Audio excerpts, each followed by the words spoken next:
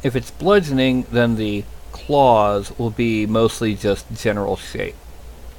If it's slashing, then there'll be a bit more to it.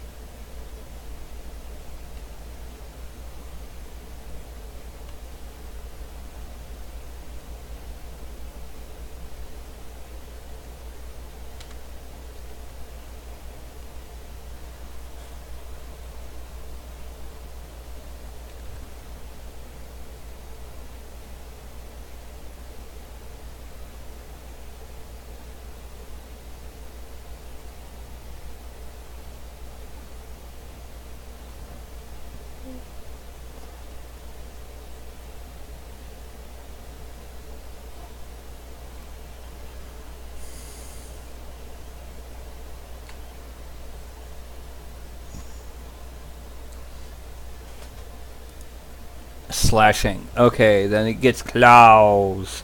We're going to do the claws by doing a move topological. And first things first, we're going to grab this. That. Going to shrink them down.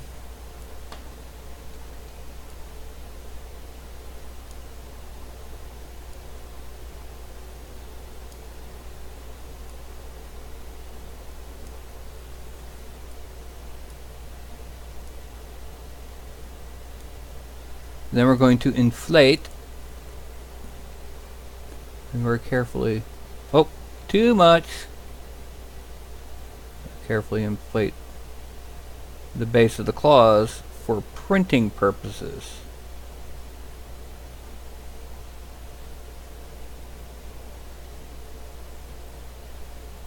There.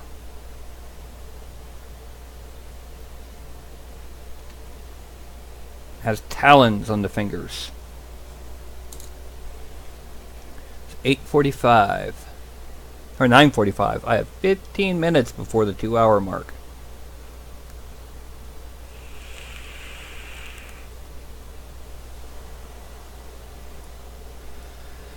So we're going to go ahead and do the other hand. That should take us to the pause point. So, when do you want to get for the second part?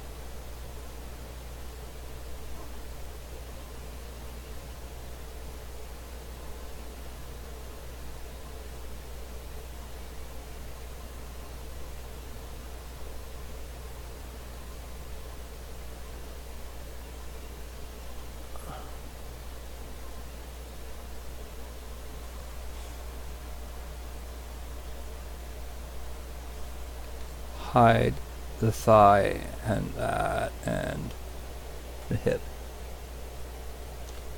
There we go. And then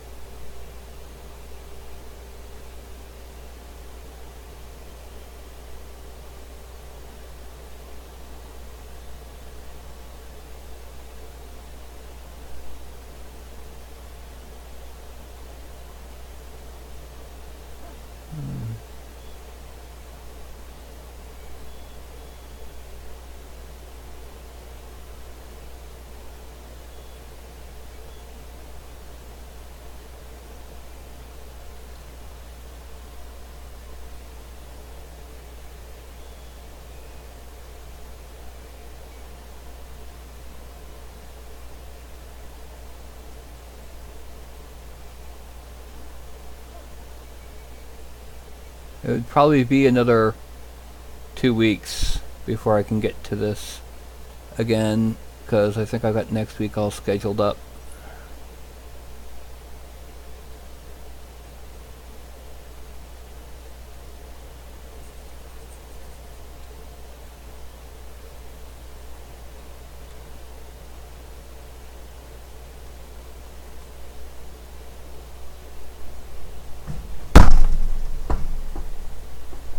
As the wind has caused the little board that holds our kitchen door closed to blow away. It sounds like a gunshot when it does that, and startles the heck out of me. I don't know if you could tell. Hold on just a second.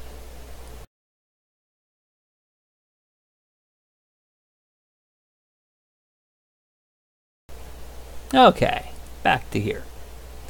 Continue drawing on our little divisor for the bones in the thumb.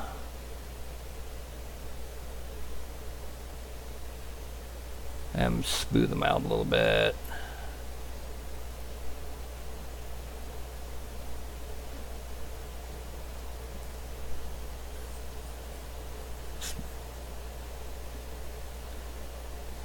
And now we're going to draw on the divisors for the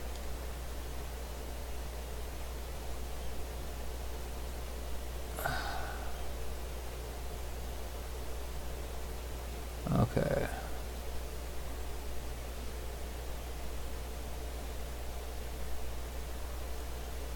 And on the inside,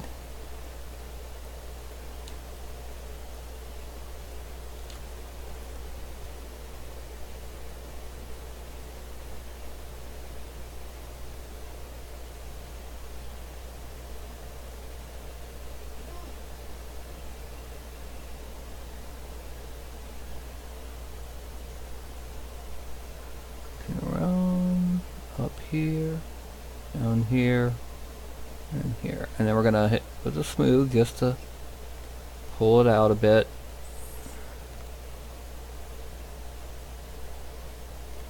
And we're going to shrink it down and divide between the fingers, just to really emphasize that these are fingers and not just other bones slapped together.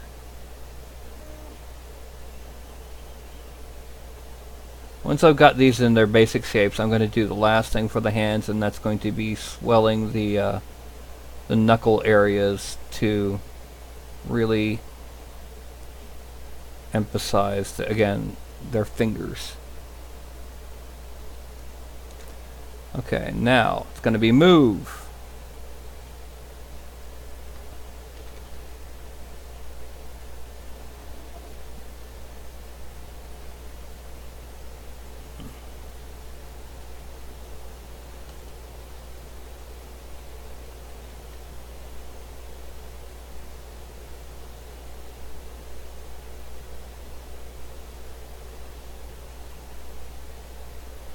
And then inflate. And now we're going to deal with the knuckles.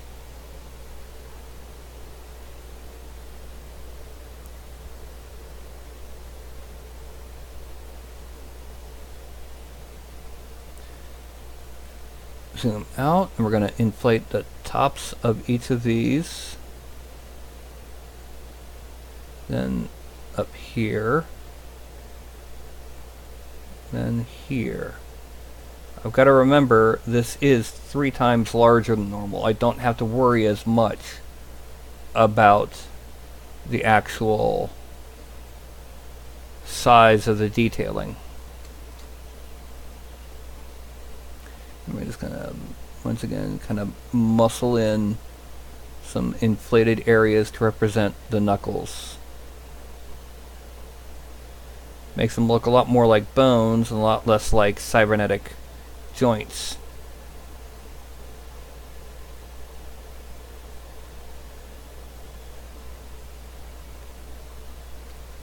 Frame out.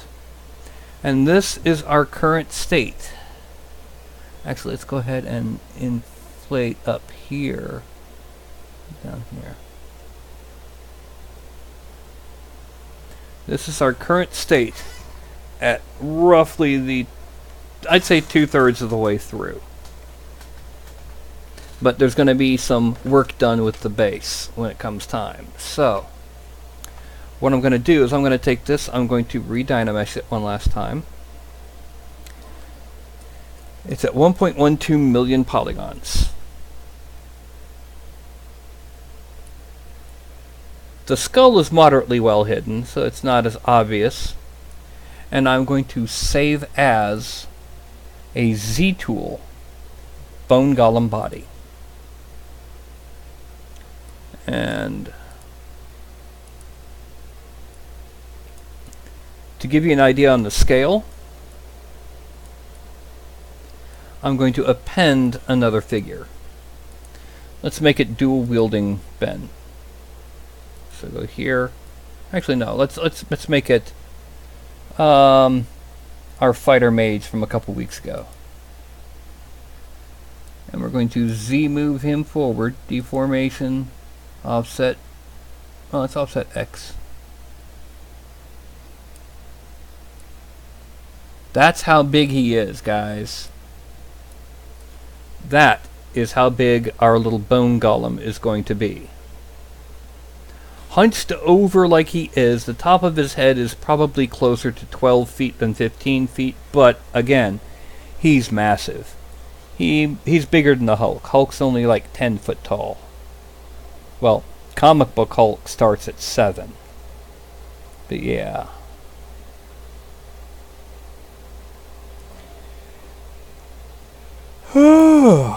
Okay. So that is a temporary reprieve from the current go.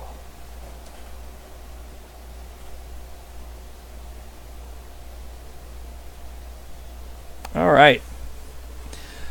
So I see Scott, TJ, Kim, and Fred Garvinism. Interesting. Have said their piece so far. Anyone else who hasn't spoken yet? Well, I guess not, because there's only 4 people watching. Hey, Shinju, do you mind? Hey.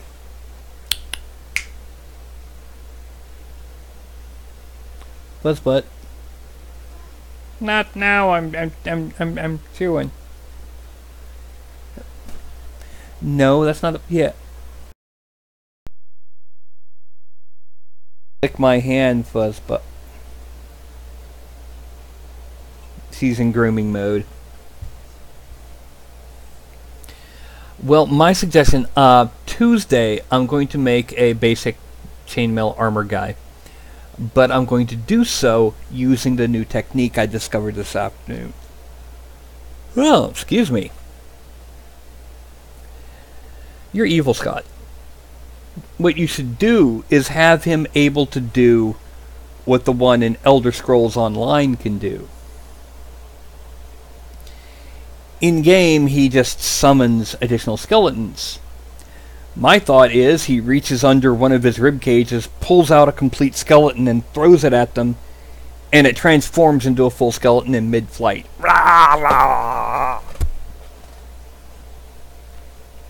And it's got an unlimited amount that he can just reach in, grab another skeleton, and throw it, and it counts as, you know, it gets its full attack, Yeah.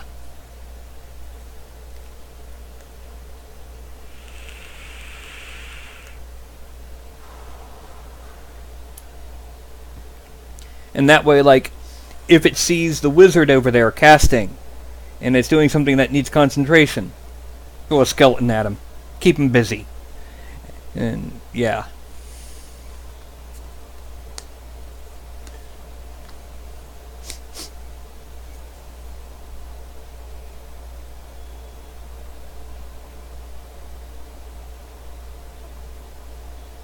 So, Tuesday will almost certainly be experimenting with the new technique, which I will hate to say involves UV mapping. Yes, it does. So, alrighty.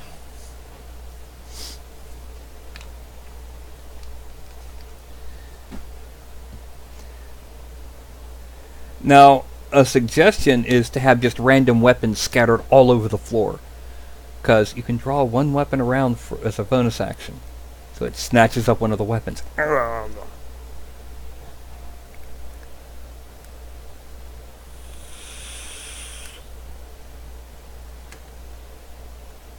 He's only 7.5 foot ogre? Oh, half ogre. A suggestion. Grapple and hurl. Pick up the half ogre and throw him against a wall. Takes falling damage equal to the distance he traveled.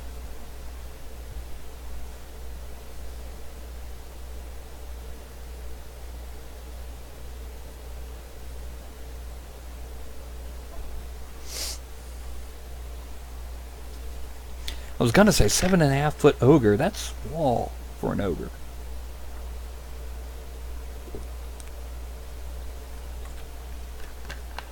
That's one thing I like that 5th edition did to the giants. It made them giant. You see, when an ogre is 9 foot tall, and a hill giant is 10 feet tall. What? Eh? An ogre is 9 feet tall, and a hill giant is 16 feet tall. That's a better gap for their power level. Anyway, that was part 1 of this show. I titled it Wild Wild Dragon because my brain thought it was going to be a Dragonborn. But yeah, I mean, like I said, this guy is not much bigger than a hill giant. He's only 18 feet tall. But he's a lot more badass because he's a named figure from legend and lore. I mean, you see he's got a hollow eye socket. Well, who else could that be but Polyphemus? And Polyphemus is pretty famous. Okay, let me slide him in.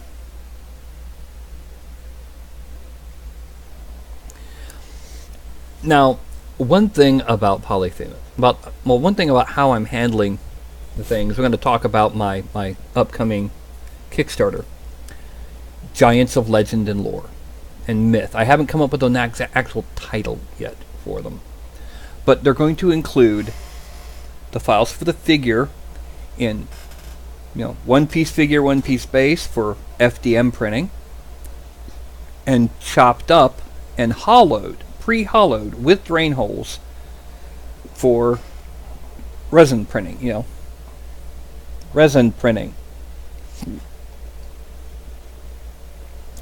Anyway, each legendary giant is going to include a PDF, which will have a rough, simplified version of their story and myth or legend, a stat block,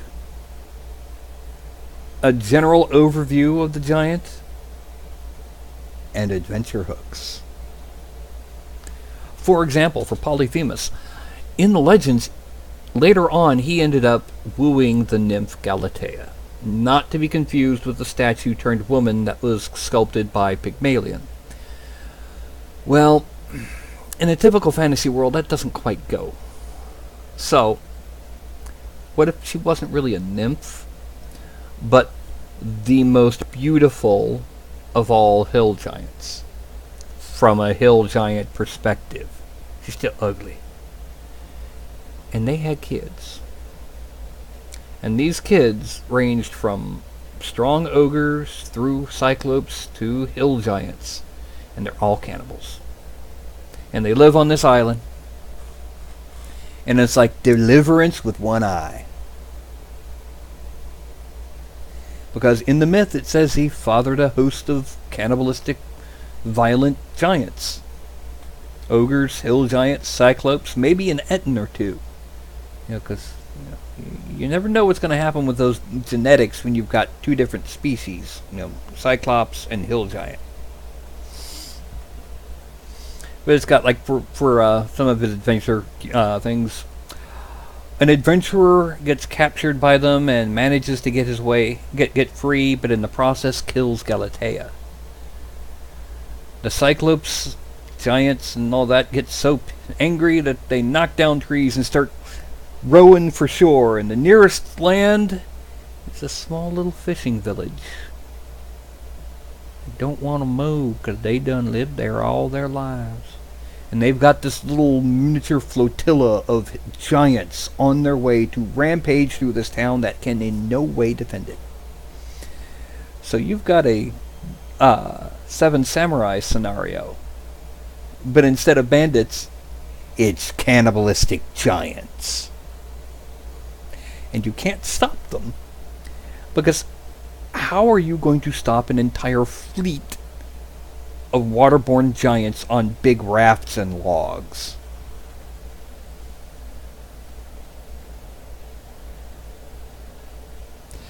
Well, I try to give 2 or 3 different adventure hooks for each one of the giants, and not all of them involve combat. For example,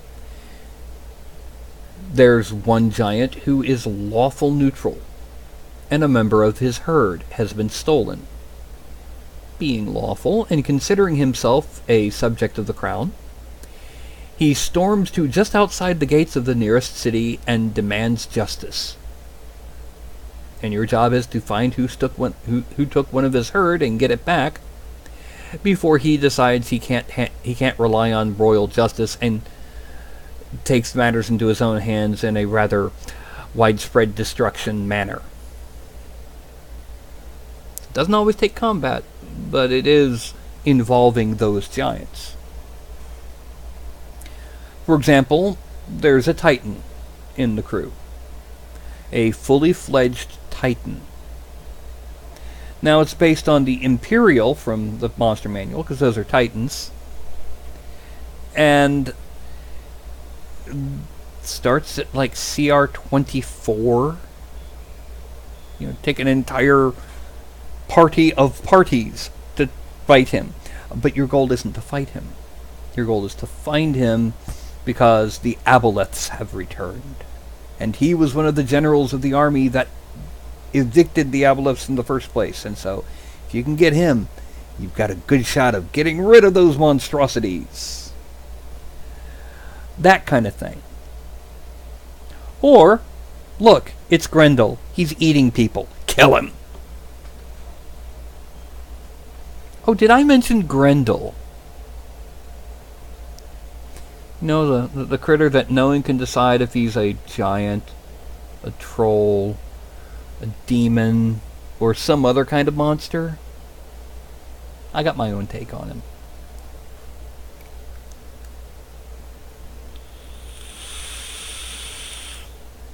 So, anyway.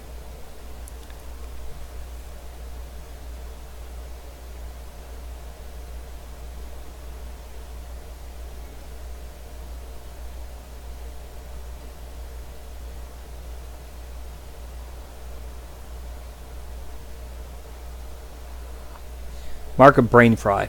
I'm going to go ahead and log out when I hit a 1. Let me refresh this page. And when it loads back, I'll be doing the whole 5, 4, 3, 2, 1 bye-bye thing. No Beowulf. You gotta be Beowulf. Although I did come up with stats for dire Cape Buffalo. Yes, dire Cape Buffalo.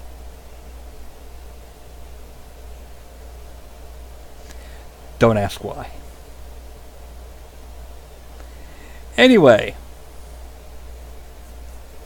yeah. In case you don't know, Cape Buffalo killed in the 80s and before killed more big game hunters per year than lions did.